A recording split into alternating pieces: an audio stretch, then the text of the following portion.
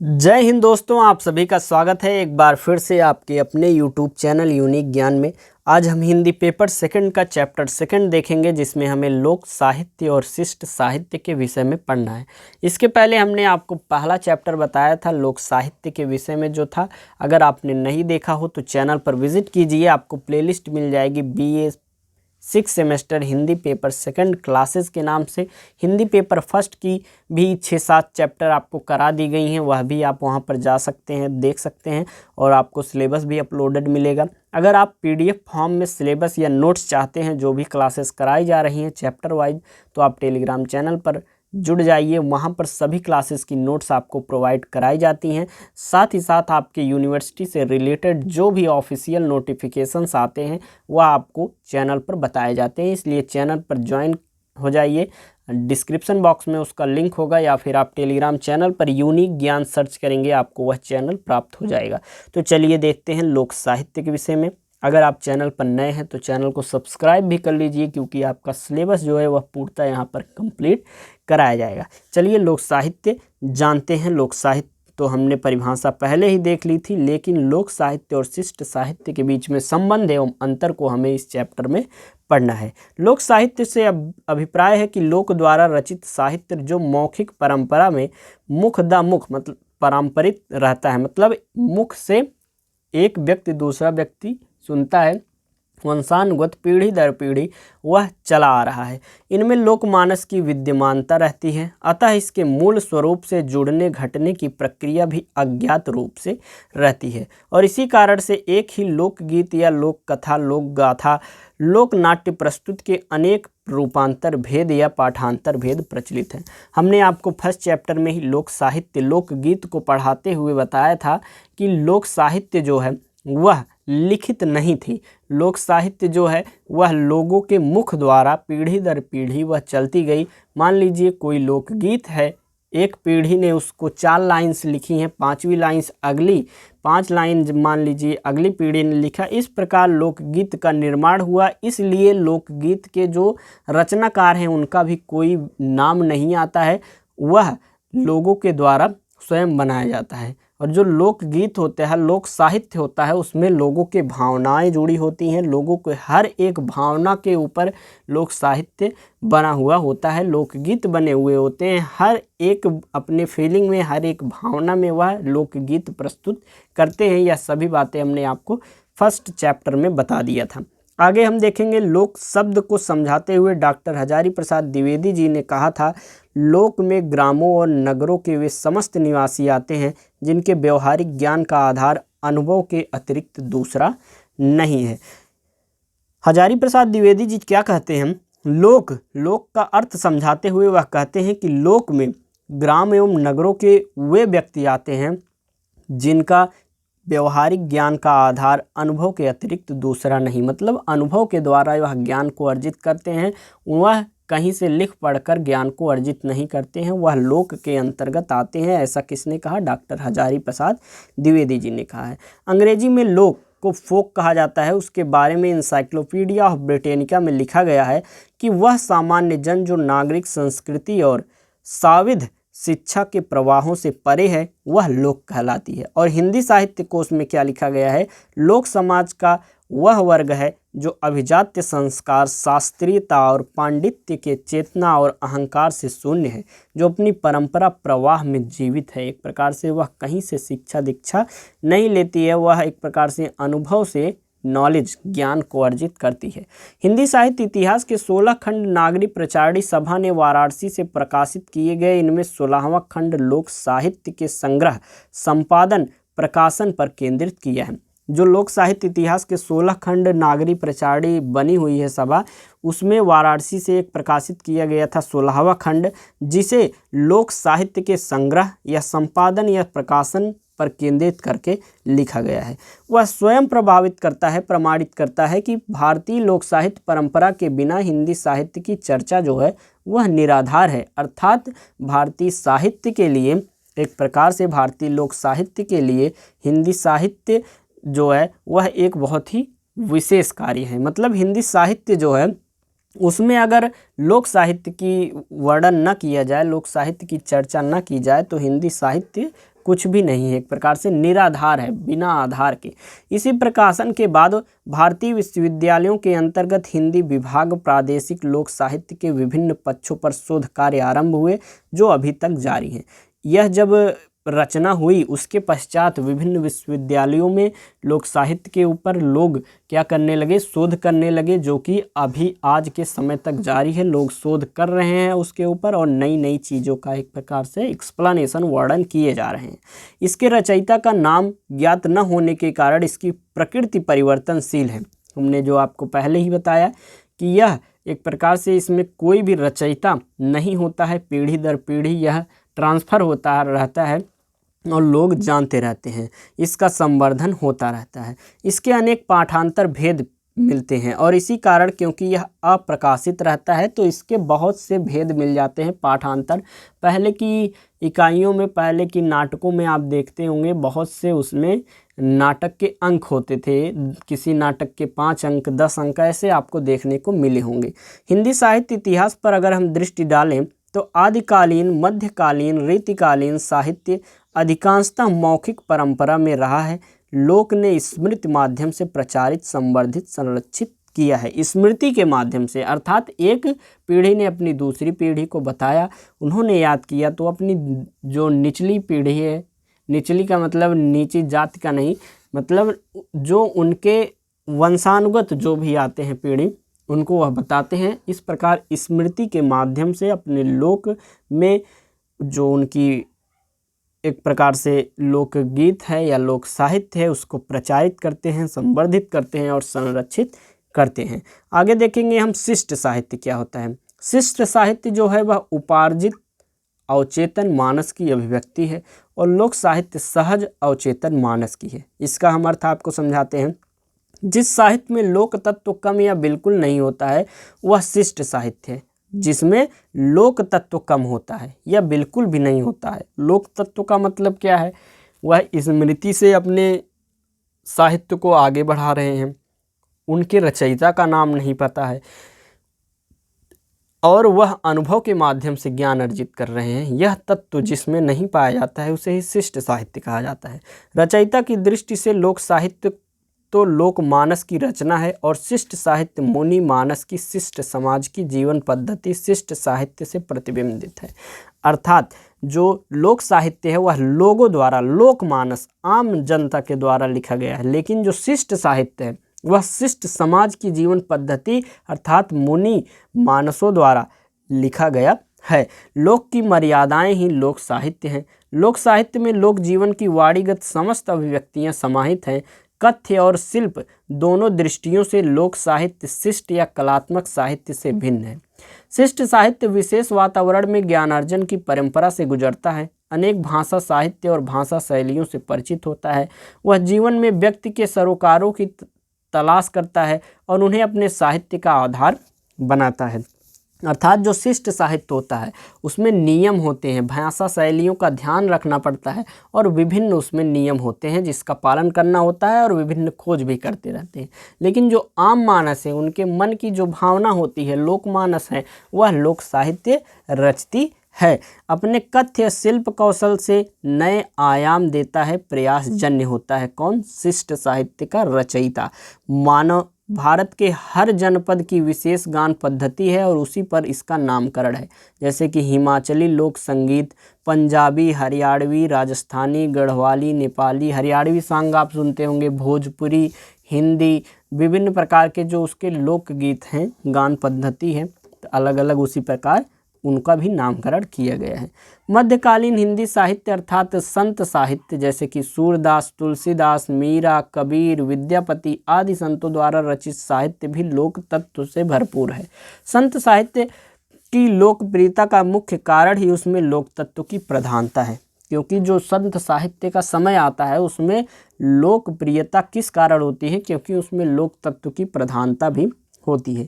उस काल के साहित्य में छंदों, सोहर, विरहा, लोरी, झूमर, सावन, फगुआ, बरवई, दोहा, चौपाई, छप्पय, कवित्त, सवैया, रोला आदि लोक छंदों का ही तो प्रयोग हुआ था। जैसे संत जो थे उस समय यही सब चीज़ें लिखते थे छंदों में, अपने सोहर, विरहा कुछ लोग लिखते थे और यही प्रचलन लोक साहित्य में भी था। इसी कारण आज भी लोक में परंपरित है संतवाड़ी।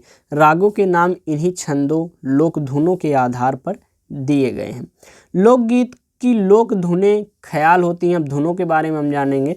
लोकगीत की जो धुनें होती हैं जैसे कि ख्याल, लावनी, दादरा, कहरवा, कहरौआ आप सुने होंगे, झूलना, कजरी, रसिया, गजल, चब्बोला, खेमरा, कव्वाली आदि लोक ध्वनियाँ अद्यतन प्रयुक्त होती आ रही हैं। इनमें से कुछ आपने सुना होगा जैसे कहरौआ, कजरी और कव्वाली, ये सभी ध्वनियाँ आपने सुनी होंगी। तो यही जो धुनें हैं यही लोकगीत की धुनें थी। राग उसमें कौन कौन सा होता है जैसे जय जय बंती, पीलू, तिलक, कमोद, बसंत, खमाज, देश, विरहा आदि ये सभी राग लोक मनोभूमि में ही विकसित हुए हैं, ऐसा विद्वानों ने माना है। ऊपर गिनाई गई जो भी लोक धुन है उनका प्रयोग रीतिकालीन साहित्य में छंद मुक्त, छंदबद्ध पद्य शैलियों में दृष्टव्य है। आधुनिक काल में भारतेंदु युगीन कवियों ने लोक धुनों के प्रयोग किए हुए हैं। उन्होंने ख्याल, लावनी, कजली लोक धुनों पर अनेक गीतों की रचना की है। प्रसाद, निराला आदि कवियों के कुछ गीतों में लावनी, रसिया, खमेटा लोक धुनों शैलियों का सुंदर समन्वय आपको देखने को मिल जाएगा। इसी प्रकार से बच्चन, नीरज, भवानी प्रसाद मिश्र, शमशेर, सुमन, गिरिजा कुमार माथुर आदि ने लोक धुनों पर आधारित संगीत प्रधान गीतों की रचना की है। आधुनिक काल का कथा साहित्य तो लोक तत्वपूर्ण ही है, अर्थात जो लोक साहित्य के लोकगीतों के जो धुन थे, उनकी जो गान थी, उनके जो राग थे, उनका प्रयोग आपको संत साहित्य में भी मिलेगा, आधुनिक साहित्य में भी उनके रागों को देखने को आपको मिलेगा। आज वही साहित्य लोकप्रिय है जो नगर की गलियों से वाड़ी देने हेतु निकलकर ग्राम पथ विथिकाओं में आम आदमी की जिंदगी को तलाश करता और उसे उसी की भाषा शैली में व्याख्यायित कर रहा है। वही साहित्य जो है आज के जनमानस के लिए लोकप्रिय है, क्योंकि जो जनमानस है वह अपनी भाषा में सुनना चाहता है, क्योंकि कोई भी चीज़ व्यक्ति को तभी पसंद आएगी जब उसे समझ में आएगा। तो उसके समझने योग्य जब भाषा में, भाषा शैली में किसी चीज़ को व्याख्यायित किया जाएगा तो उसी चीज़ को वह ज़्यादा पसंद करेगा। संक्षेप में सिनेमा संगीत की बात भी करना हितकर है। सिनेमा पट कथाओं में भी लोक तत्व युक्त कथा, कहानियों, दृश्यों का भरपूर प्रयोग रहा है। अभिनव में भी लोक तत्व को समाहित किया जा रहा है। लोक विसंगतियों को दर्शाती फिल्में ही अधिक लोकप्रिय हो रही हैं। संगीत में लोक धुनों को लेकर नित्य नए प्रयोग हो रहे हैं। आज वही गीत ज़्यादा पॉपुलर हो जा रहे हैं जो लोक धुनों पर आधारित हैं, अर्थात जिसका धुन बहुत अच्छा है, जो लोक धुन है, लोगों को समझ में आ रहे हैं, लोगों को पसंद आ रहे हैं, वही ज़्यादा पॉपुलर अर्थात फेमस हो रहे हैं। हिंदी नाट्य साहित्य भी लोक साहित्य के रूप लोक नाट्य शैलियों में पर्याप्त मात्रा में प्रभावित हुआ है और इस दिशा में भारतेंदु हरिश्चंद्र का अंधेर नगरी उद्धरणी है। जो अंधेर नगरी, अनबुझ राजा, टके शेर बाजी, टके शेर खाजा जो एक नाटक है वह बहुत पॉपुलर रहा, लोगों को पसंद आया, क्योंकि लोक भाषा में लोक एक प्रकार से जो साहित्य था उसमें उसको दर्शाया गया था और लोगों को बहुत पसंद आया था। कालांतर में भी हिंदी नाटककारों ने लोक नाट्य शैलियों, लोक नाट्य गायन पद्धतियों, छंदों का प्रयोग हिंदी नाटक लेखन सृजन में किया हुआ है। यह कहना या मानना अत्युक्ति न होगा कि लोक साहित्य ने शिष्ट साहित्य को भाव, छंद, अभिव्यक्ति से समृद्ध किया है। अर्थात शिष्ट साहित्य जो है, इस समय का साहित्य जो है, जिसको लोग लिखते हैं, जिसमें भाषा शैली का ध्यान देना पड़ता है, जिसमें नियम होते हैं, सभी चीज़ों का ध्यान देना पड़ता है, उसको समृद्ध बनाया तो बनाया किसने? वह लोक साहित्य ने, क्योंकि लोक साहित्य ने ही शिष्ट साहित्य को भाव दिए हैं, छंद दिए हैं, अपनी अभिव्यक्ति दी हुई है। लोक साहित्य को जीवन के यथार्थ संपादनों से ही प्रेरणा मिलती है और इससे लाभ हानि, यश अपयश, उपयोगिता अनुपयोगिता आदि का प्रश्न ही नहीं रहता है। आपकी क्लासेस बनाते बनाते, ये आज की 3rd क्लास बनाते हैं, इसे गला जो है देखिए आपको गले के बैठ गया है, एक आवाज़ आपको पता चल रही होगी। तो वीडियो को लाइक अवश्य करिए, आपके लिए इतना मेहनत किया जा रहा है, और दोस्तों के पास भी शेयर कर दिया करिए, जिससे वीडियो को भी लोगों तक पहुंचाया जा सके, लाभ उन्हें मिले। तो चलिए देखते हैं, इसमें न भाषा का पांडित्य है, न कल्पना की कलाबाजियां हैं, बल्कि जीवन की सहजता की सहज अभिव्यक्ति ही रहती है। मतलब जो पांडित्य हैं उनकी कोई भी एक प्रकार से ज्ञान इसमें नहीं है, और ना जो कल्पना है उनकी कलाबाजियां हैं, बल्कि जो जीवन की सहजता की सहज अभिव्यक्ति है। मतलब साधारण भाषा में जो अपने विचारों को प्रयुक्त कर रहे हैं, लोगों के सामने ला रहे हैं, वही होती है।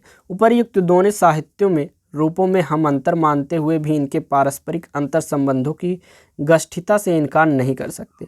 दोनों अलग होते हुए भी एक दूसरे के पूरक हैं। कौन? शिष्ट साहित्य और लोक साहित्य। लोक साहित्य जो है वह शिष्ट साहित्य का एक प्रकार से पूरक है। विशेषकर शिष्ट साहित्य ने लोक साहित्य से स्वयं को समृद्ध करने हेतु अनेक दिशाएं ढूंढी हैं, ग्रहण की हैं। निस्संदेह यह प्रक्रिया निरंतर जारी है, अर्थात लोक साहित्य से शिष्ट साहित्य जो है वह अर्जित होती जा रही है, अर्थात चीज़ें लेती जा रही है। आगे देखेंगे, लोक साहित्य ने शिष्ट साहित्य को पृष्ठभूमि दी है, जिसके आधार पर यह पल्लवित और पुष्पित हुआ है। आज जो शिष्ट साहित्य है उसे ऊर्जा लोक साहित्य से ही प्राप्त हुई है। अब बातें आपको धीरे धीरे समझ में आ रही होंगी और बहुत ही अच्छे तरीके से समझ में आ गई होंगी। आप जब रिवीजन करेंगे टेलीग्राम से इसका PDF लेके, आपको और अच्छे से क्लियर हो जाएगा। फिर आपको दोबारा पढ़ने को इस टॉपिक की ज़रूरत नहीं पड़ेगी। आप सीधे पेपर में प्रश्न पूछे जाएंगे, बहुत अच्छे से लिख लेंगे।